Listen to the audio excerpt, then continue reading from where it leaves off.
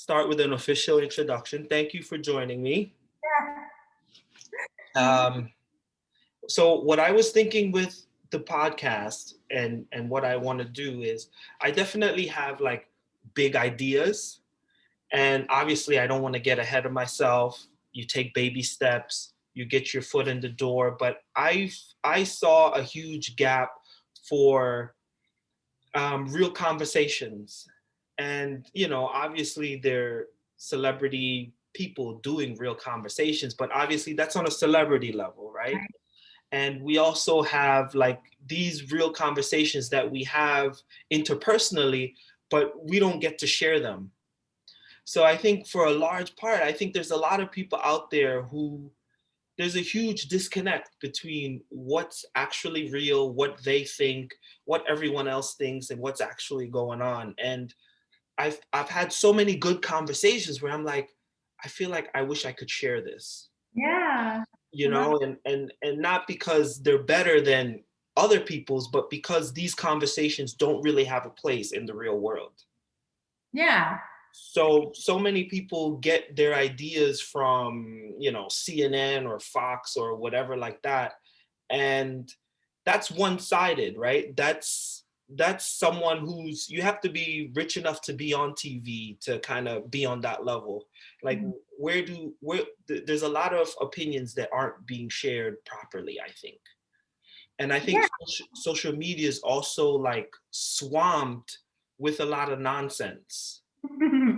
Yeah. So it's kind of like I saw this huge gap. There's this down here with all this nonsense, meaning like not even intelligent nonsense, but just like complete nonsense. Then you have up here with these people who are saying this. So there's a huge middle where, people are just, you don't get to see that reflected. So rational thought to me is not being reflected right now in a large part.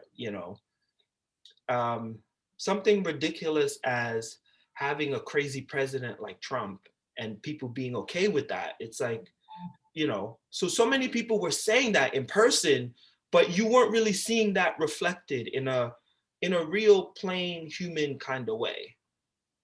I mean, unfortunately, I did, with certain family members, and it's always like crazy shock. That's the thing though. Like, I totally agree with you. You really only see what you look for. If you have an opinion, you're gonna listen to news that has that opinion, unfortunately, or most people do. I try to listen to unbiased stuff, but yeah, so like all you see is your opinion. So I think what's really important is like talking to people who have a different opinion. Unfortunately, most people just shut down. There's I agree with you. There's not intellectual discourse anymore with disagreements. It's like, I'm right, you're wrong, life or death, the end. Like, nobody's willing to talk. So yeah, I hear you. Um, my hope is that we can create a new future. And that new future is something that most people are comfortable saying it will never happen. Mm-hmm. So, and we can all agree on why it'll be extremely difficult. And I mean, um, um, our economy is run by profits and large business and those kinds of things. And what still amazes me to this day is how can we take billions and trillions of tax dollars and not build up schools, billions and trillions of tax dollars and not fix the inequality in America? So I think that our politicians are doing a disservice because they promise that, they talk about it, but somehow they finagle 4 years and it never happens. Yeah. If you look at the 60s, it still baffles me how people were marching for equality. And here we are 60 years later, and it's like, yeah, we're working on it. Yeah, no, it's crazy. I think there's uh, a disconnect with people willing to look inside and willing to change and learn. Um, it's very easy, especially I think Americans. Now that I've lived overseas and I have like different, you have different viewpoints when you live in different places. And Americans have this, what's the word? Ego.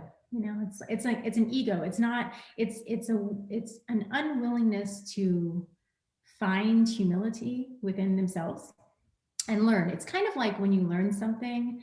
I mean, I don't know about you, but for me, with learning about singing and different styles of singing and the function of singing, the more I learn, the more I realize I don't know. Mm. I really wish that as Americans, whatever somebody is passionate about, and then this translates into their life, they want to learn and grow.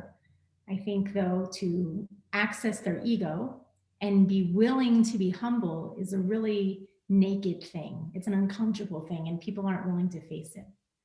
So I'm hoping that changes. Are you optimistic about that? I used to be, I don't know, I used to be optimistic. I want to be optimistic. I know it starts with children because children grow up listening to what adults say around them. Right. Um, I want to be optimistic. I do. I don't know. I don't know at this time. So did your optimism level change with Trump? Yes. Yes. I mean, a lot of people think, you know, as bad as Trump was, he did good because he brought what people were already feeling to the surface. Yeah. I mean, yeah, the water was already boiling. He Right. just turned it on and he allowed them to be emboldened to be what they wanted to be. Exactly. Obviously, I did not vote for Trump. Yeah, I think people are over willing to see change for the good of the earth, change for good of people in exchange for money. And that's, to me, that's very an American thing now. And I don't know. I think now I'm just a realist about it. I want to see the best in people. You know, I always used to, and now it's like Trump does something crazy and people still support him. I'm like, what? I don't know. It's crazy. But you know, but I am not a Trump supporter. You'll have to ask a Trump supporter how they feel about that. I mean, this is how I feel about it. You know, I think a politician has a unique role. Mhm. You know, we know what right is, right? We can all agree on what right is. I think most of us can agree on what right is. But somehow the politician has to kind of play a role between what everyone, the popular idea of what's right, and the interests of the other interests. And when I say the other interests, it could be a lot of things, right? So obviously, if everyone thinks, all right, equality is the way we're going, take our money and just put it there. And Mhm. then the other side comes and they're like, well, we kind of have to, well, maybe kind of. And so their role is to keep the people okay and the other side okay. Mhm. And that to me is their job.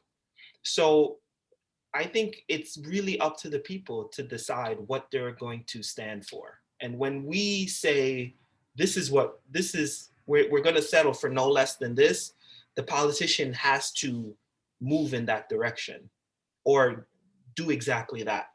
So as long as we are willing to let them, as long as we're willing to let them compromise what we really know should be happening, Mhm. then that's the real issue. It's us, not them. Because the politician's never going to push forward and give us what we want. We have to demand it, basically. They have to demand it, and people who give them money have to demand it. You know, because they're getting payments from people who want opinions. You know. So, you know, I have to acknowledge that, you know, a lot of people are also afraid to say what they acknowledge as being right. You know, Yeah. like our tax dollars are what powers America.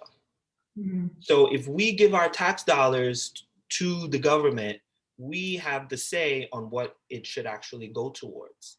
Like me, I'm not okay with any of my money going towards um, the defense budget. Mhm. So I really think right now we should really be thinking seriously about, um, you know, creating a level of world peace. Like we're so far ahead. Our our defense is way far ahead of anyone else, and there's really not a problem right now. We really should decrease some of that and think seriously about, these serious inequalities that we've not given enough attention to.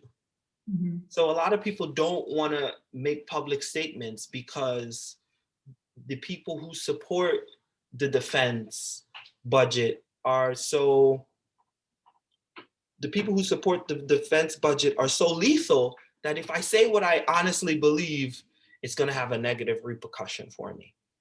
And people are slow to say things publicly, even on a humble podcast. We're very much as we have free speech and you have crazy people on TV saying all kinds of crazy things, the average person is very much afraid of just saying what they obviously see to be true. Of course, it's scary to voice your true opinion. There can be people who disagree with you, and then you will have to step out of your shell and support what you want to say. People are like so much a herd.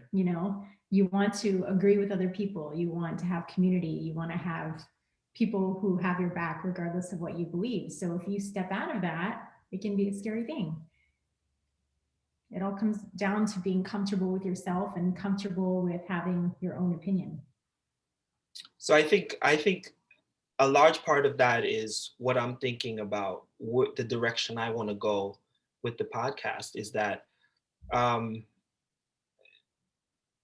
the people who really know what's right, they're being bullied by other people who's telling them, I know what's right for you. And I live in Princeton, which is a university town, obviously. And most people who read the New York Times, with their degrees, they can pretty much see through it. But they're very much like there are different levels to the unfairness, and they're more okay with the level of the way things are. Whereas the people on the lower financial level, they're not, they're following they're following the more educated people, and the more educated people are okay with slow change. I think a part of the issue is slow change is too slow, and we really need to think more drastically about doing, not waiting. Like, people only respond seriously when there's a crisis. Yeah. And when things like George Floyd happens, that's a crisis moment, so you start to see movement. Are you But seeing little that happen for many years? This is nothing new. It's just televised.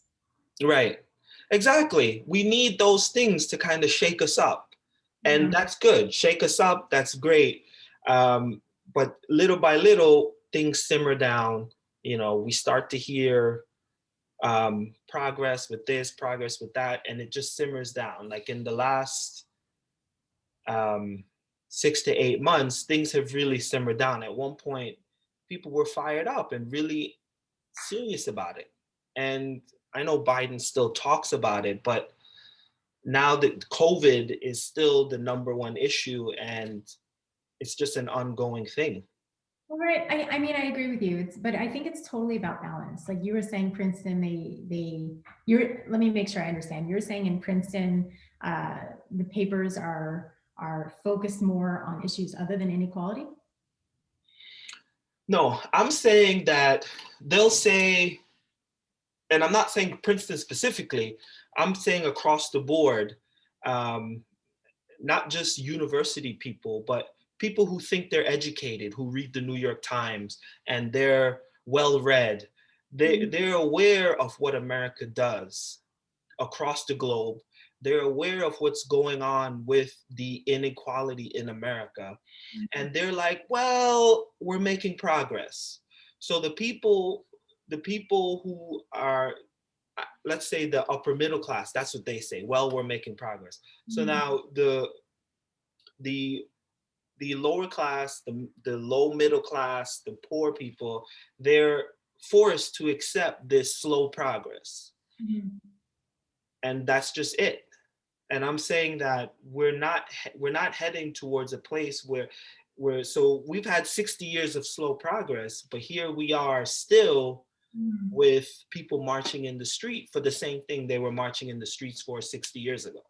Definitely. I mean, it's keeping the fire. It's like, wouldn't you say though, that so much gets done when, with grassroots movements, things like that, where people are taken among themselves to bring attention to an issue, to make it a fire within themselves. And I think people get so distracted because there are so many issues, balance. It's like, well, you're talking about COVID, but we're talking about injustice, and there are always a million issues, and absolutely injustice should be at the forefront. It's a huge problem, but also I wish people within themselves would keep the fire. Like, who was that woman that got all the people in Georgia to vote? Stacey Adams. Amazing. Because of her fire, she created change. So I want to see within us, we all have issues we're passionate about. And I could see how other things fall by the wayside. But yeah, there has to be a fire continually fighting injustice. It's ignorant to look the other way. But then, like you just reminded me, I was thinking about like when Trump was elected, and for a long time, evangelicals were okay with what he was saying because it's, for example, I know people who sit on the abortion issue and they say, well, if you're going to kill babies, I'm voting this way, which is so closed-minded in every way. But there are a lot of single issue voters, so they're not thinking about anything else. They have a skewed view of what one thing is, and then because of that, make a vote. So there has to be education everywhere. And really, I think a lot of educated people, because they're educated, they can see more of the issues. It's just bringing attention and bringing fire to these issues to keep them moving faster, to heal the world faster, Why do you think that we don't have equal schools? Gerrymandering, drawing the lines, the tax dollars where you live affect your school instead of a national program where all the schools get the same. Why don't we fix that? Great question, because the people with the good schools don't want their schools to get worse. Nobody's thinking about others. No one's saying make the good schools worse, just fix the bad ones. Right. Well, I mean, like I know a lot of teachers that have like gone and taught at schools that are not so good. Mm-hmm. I mean, it's systemic problems. Right. Like lack of education, lack of money, lack of care for education. I don't have answers. I'm not. I'm curious. So the question I'm asking you is, I'm curious to see, like you're saying, it's systemic. Yeah. So I'm asking the question to see what you think the reason is. Why are these systemic issues prevailing 60 years later? Because people who are privileged don't have to think about those who are not. Do you think there's a conscious thought to not make schools better? No, I think it's completely unconscious. I don't think they're thinking about anyone but themselves. Unless you're a teacher and you can see what's going on, you have it in your heart and you care, or you're a parent and you care, people aren't paying attention.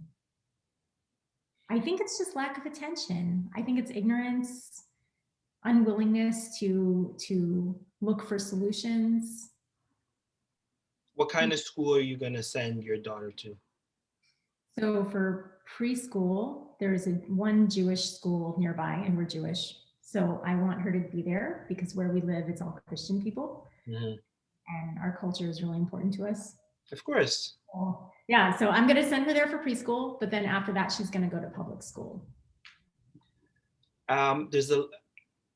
My oldest son, he's now 15. He went to elementary school in Manhattan, mm-hmm. right? We lived on the Upper West Side, right? And we lived on 113th Street. And mm-hmm. there was a school on 110th Street, which was 3 blocks away. And everyone around, because where we live, that's Columbia University. Mm-hmm. So all of those well-to-do people were not sending their kids there to this school, which was 3 blocks away. So they either, New York City has a very nuanced system where you can pretty much go to any school out in New York City if you play the game, basically. So, long story short, it was well known that this school was not a good choice. Mm-hmm. So, for instance, there was a school called Manhattan School for Children, which was on 83rd Street. So we had to play this huge game to get Avian, my middle son, into that school, right? And Dalen ended up going to kindergarten in PS 75, which was on 96th Street.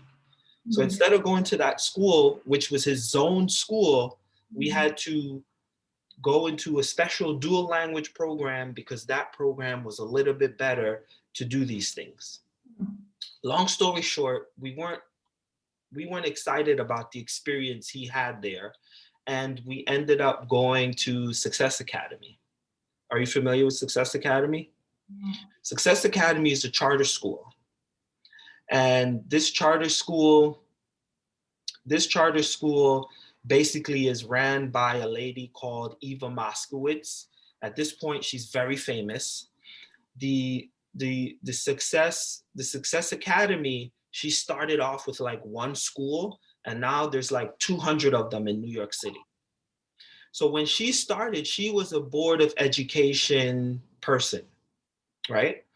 And she kept seeing how the board of education had all these problems and how they were mistreating the the the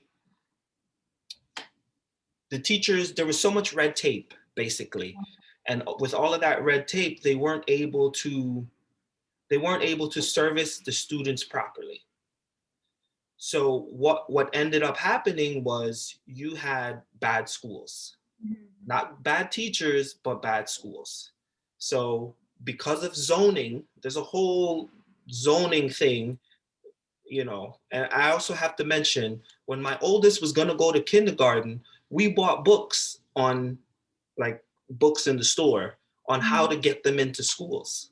Wow. There's a whole game that you have to play. You have to do some testing, you have to go here, apply to this program.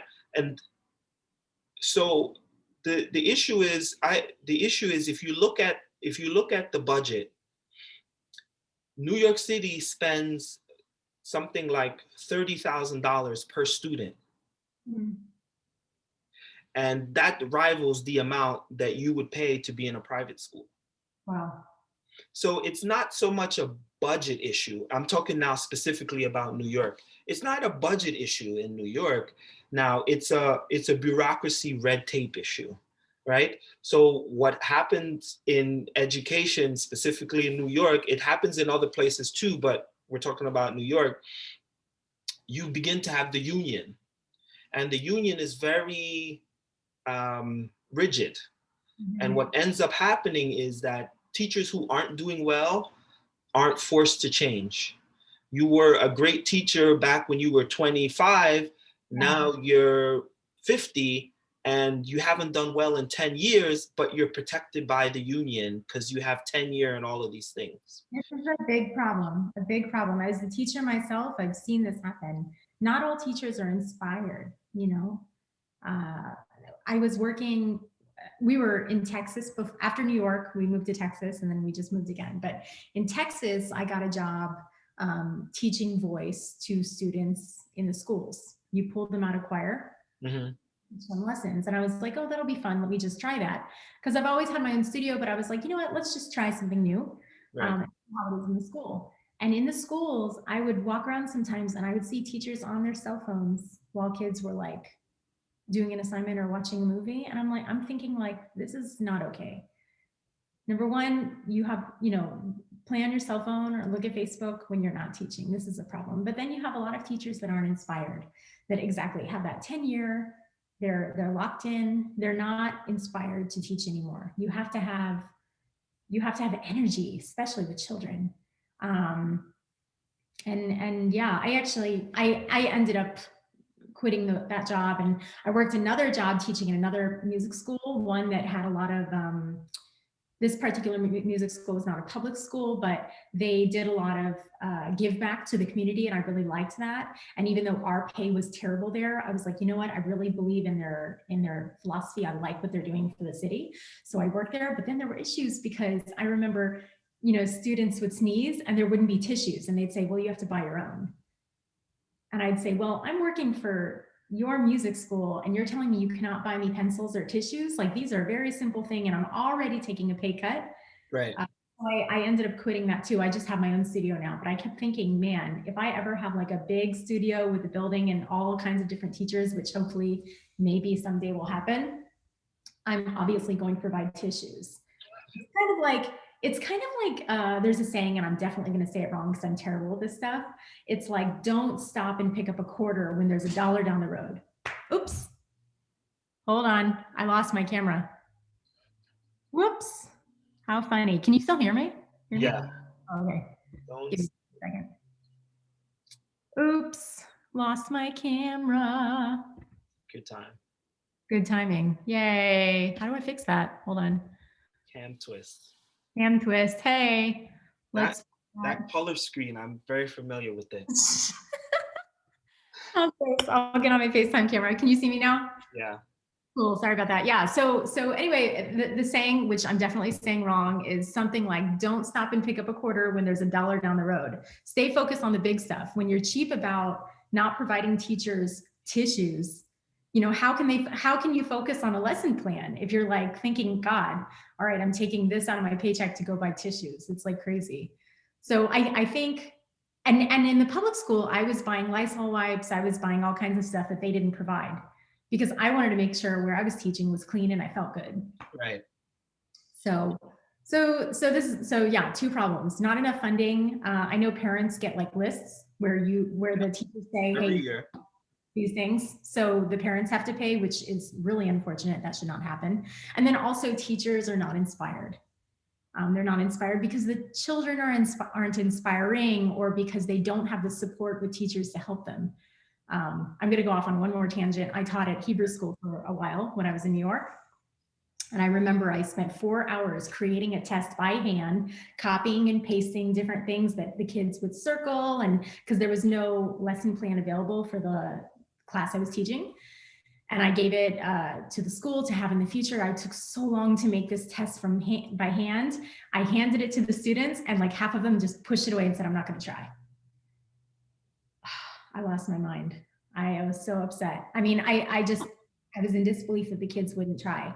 And so teachers face this all the time. They're always going to be. Were these students that had been in your class? Yeah, they're in my class. They just said, "I don't want to try. I'm not in the mood today, whatever." And I had to fail them because they didn't try. But like, as a teacher, you spend so much time working on things that the student doesn't see face to face. Prep work, whatever. It can beat you down. And teachers in general, especially in the public school, are not paid nearly enough. There are so many issues with education, so many issues. Working in the schools, I saw kids that, were I wouldn't feel safe in that middle school where I taught.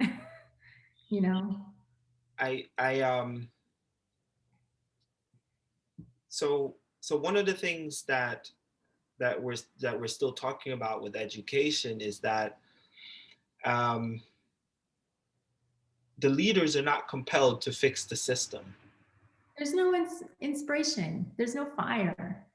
You know what I mean? And the average, so what I'm saying to you is that the average educated person who lived in Manhattan during that time, they weren't marching in the streets or demanding that something be done about that school.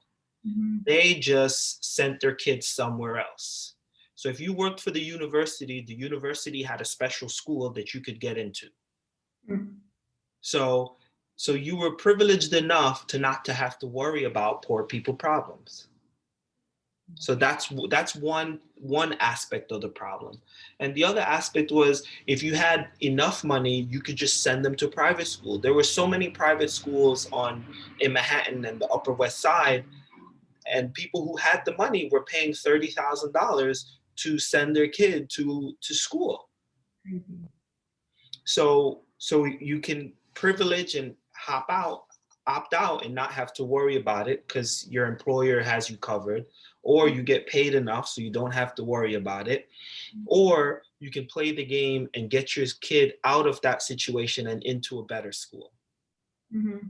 So the people who don't have those options, they're forced to send their kid to that school. Mm-hmm. And those kids are the ones who grow up and inherit the systemic problems.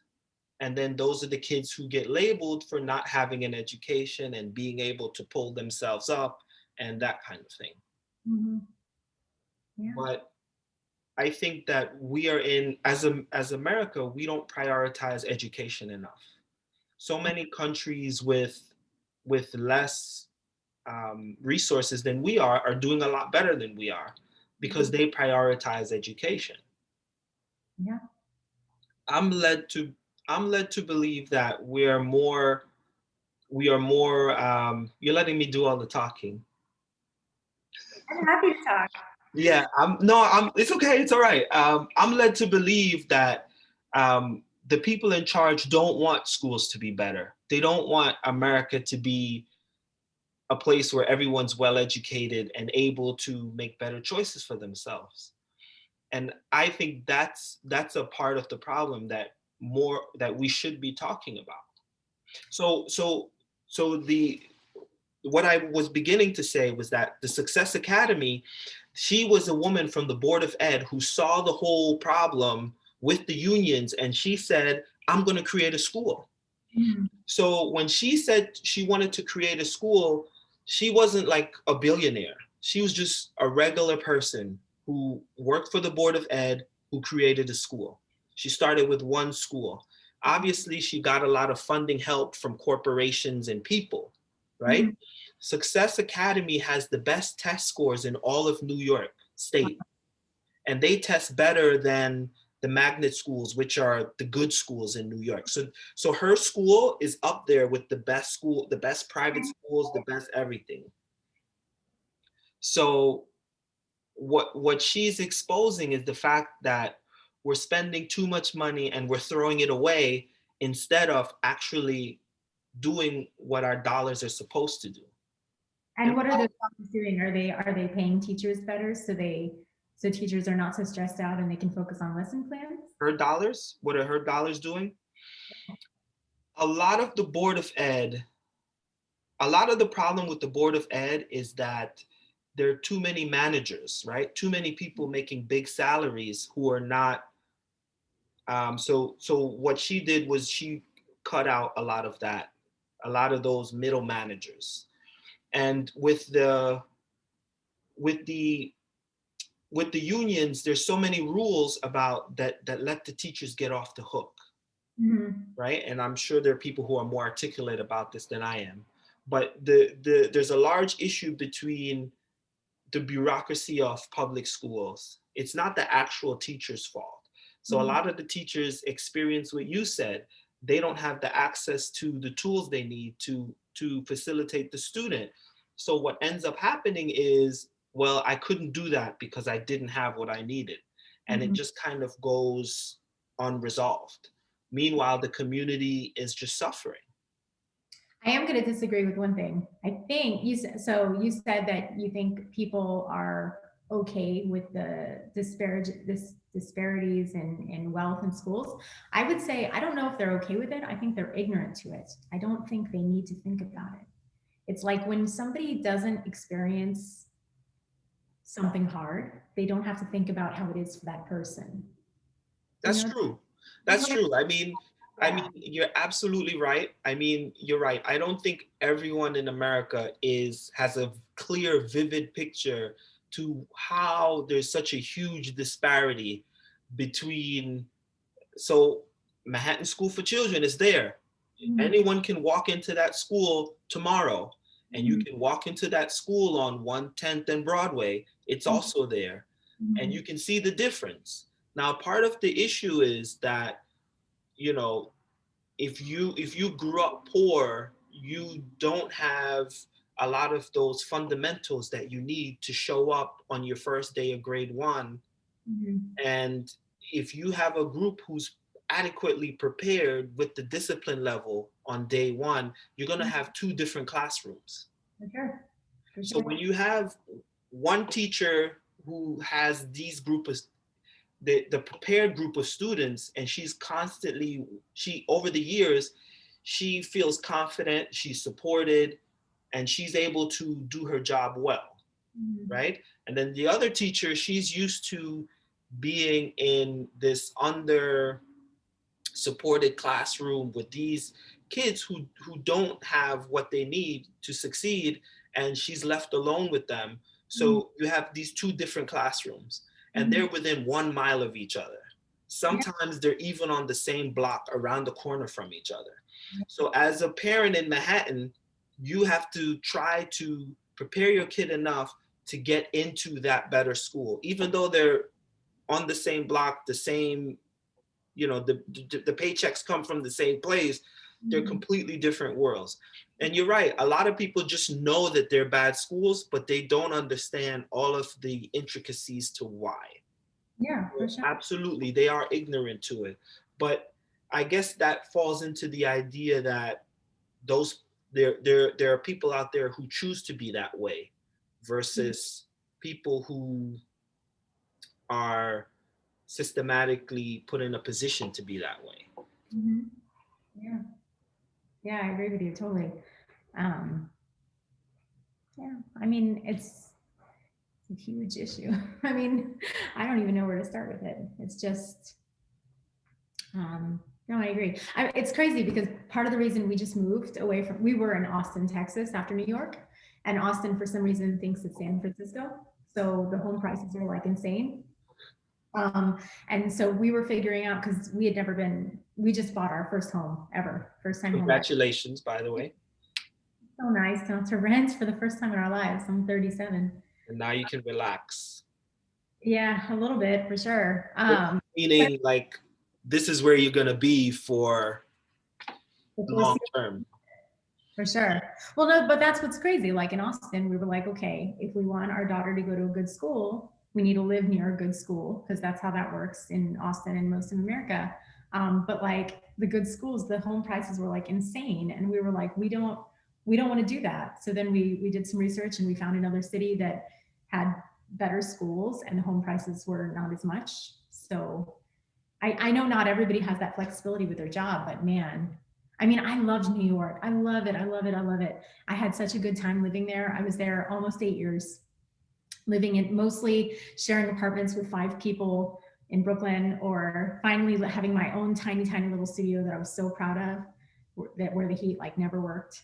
But I just, it's like, it's that city toughens you up, no joke. But it's crazy because even in Austin, where it's expensive, we were renting a house for the price essentially that I paid for my like 300 or 400 square feet. So then you think about like cost of living, where you live. I mean, like schools in general are I very much hope that worse schools are given more opportunity and young teachers continue to go to them with inspiration and hope to change it. God, and I hope like the government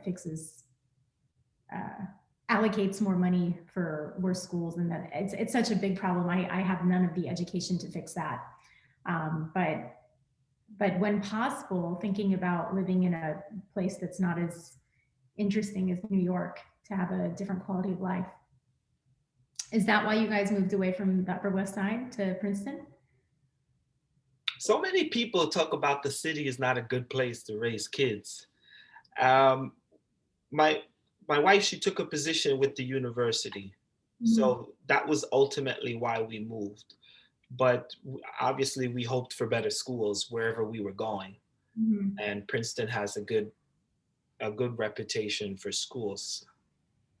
Yeah. But the primary reason was to be where the employment is. Yeah. Yeah. I'm hoping now that COVID has shown people so many people can work from home, maybe there will be some more dispersion to areas that people can afford a little bit more, you know, for Sure. what they Change do. is slow. Change is slow. Mhm. So again, the there's a lot of issues, like we just touched on education. Mhm. There's a lot of issues that my long-term goal is that is to develop something where there's an ongoing conversation, unpacking a lot of the, like you said, it's a complicated issue, and I could go on forever and we could talk forever. But the goal is to unpack these issues a little bit like we did about education, Mhm. and us to challenge each other and open that up and just look at it and create a conversation for that. So Yeah, and what's sorry, I didn't mean to interrupt you. what were you gonna say? Oh, it's just so interesting because I was just talking to somebody else the other day, a fellow voice teacher who said she wanted to get together with some other voice teachers and just talk. And I was like, hey, that's a great idea. So we just started talking last week, and she was telling me that she wanted to get a job. She just finished her DMA, and she wanted to get a job doing research at a university. And she was telling me all of her concerns with getting this job and securing enough to live on through the university to do her research. And I said, well, why don't have you looked at other options? There's always another option. It's not, the world is not black and white, it's many colors. Have you looked at Patreon? Or Patreon, I think it's Patreon. Hmm. Patreon, yeah.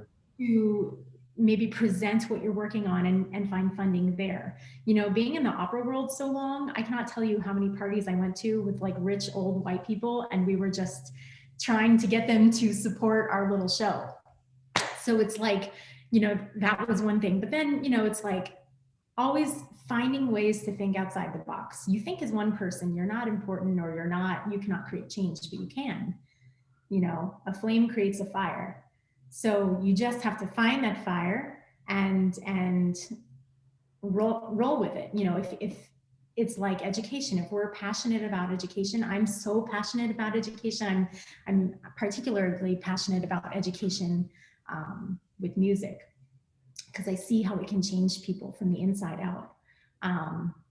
But anybody's passionate about can change a person from the inside out. So finding a way to inspire others or create your own path is really, I mean, I don't want to say the American way, it's any way, but you know, it's the first step within ourselves, Right. you know? Absolutely. Absolutely. I agree. I agree. I think I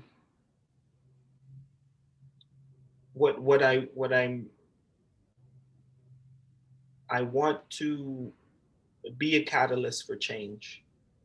Like you said, there's so many people out there who want to support. I have a lot of ideas to make things better, and I'm just one person. Mhm. So one of my goals is to create a space and attract other people who are like-minded, so that we can, have some kind of collective mindset and grow into something that we're all proud of. So we're trying to leave a better world for our children. Absolutely.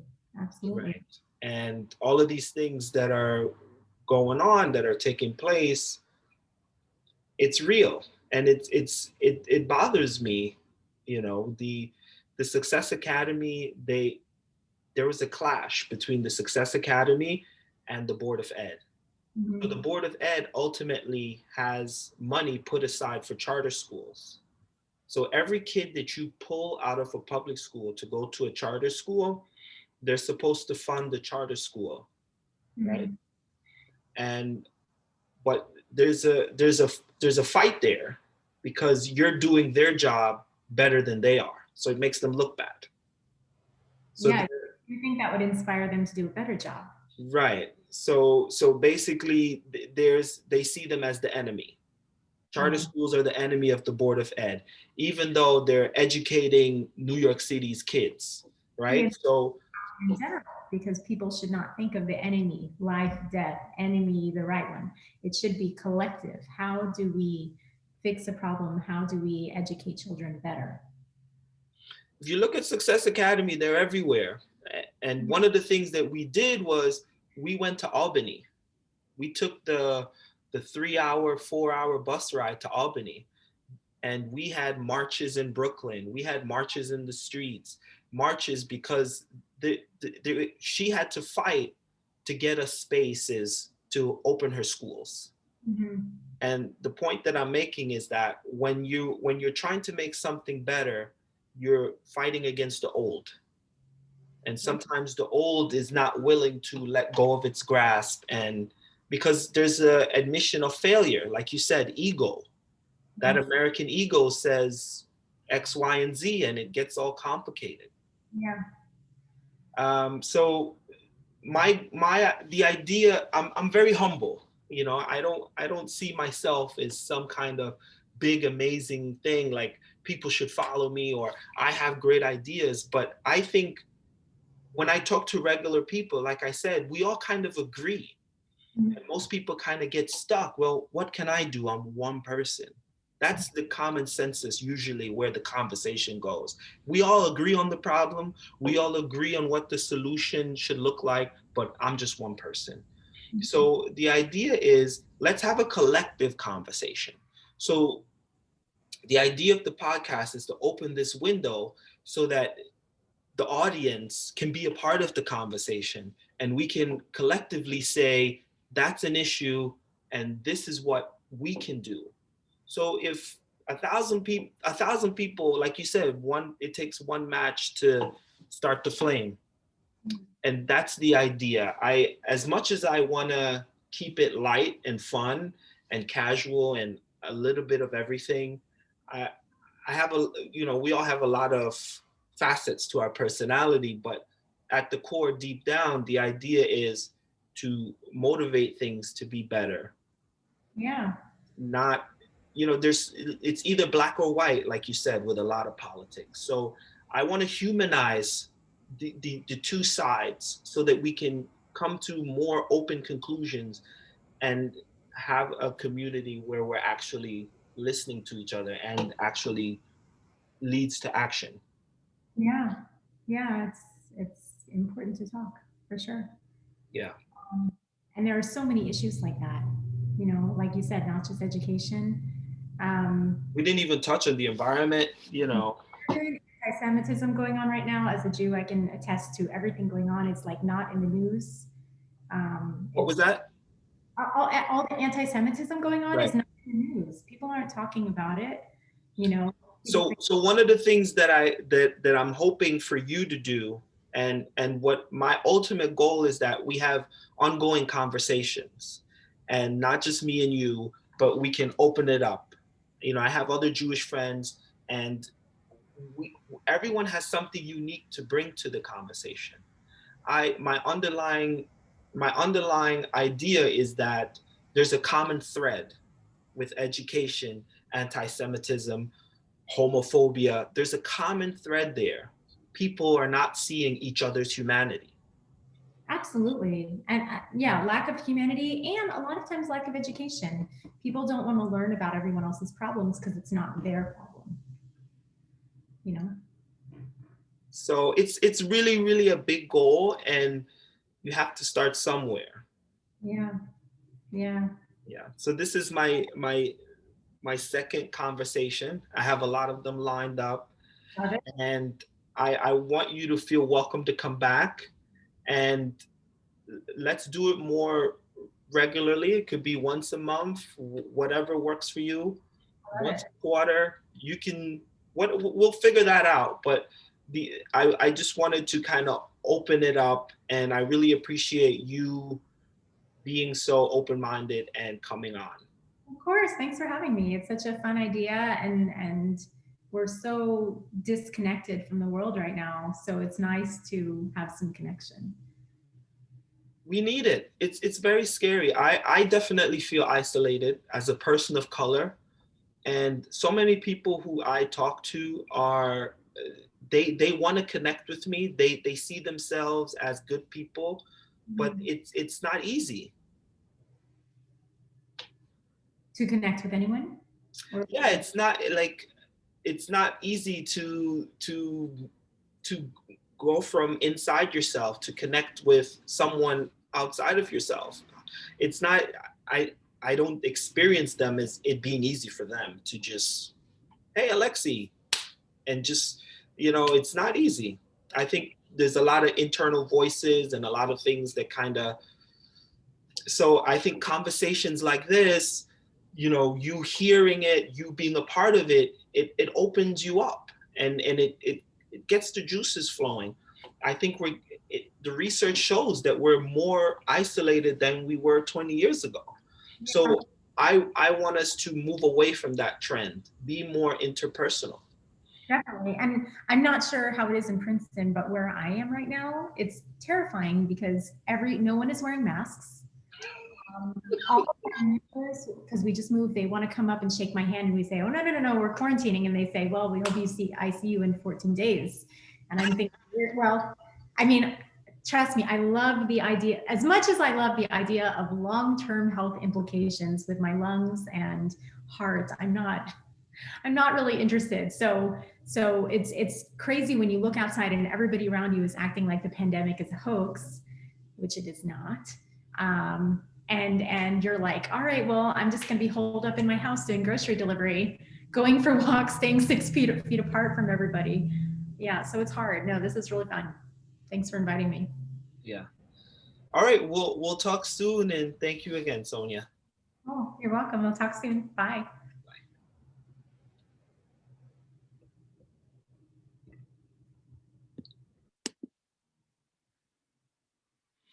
Well, it's just me now. I'm really appreciated having Sonia on, and I'm just happy that whoever stayed on to the end, thank you for watching this.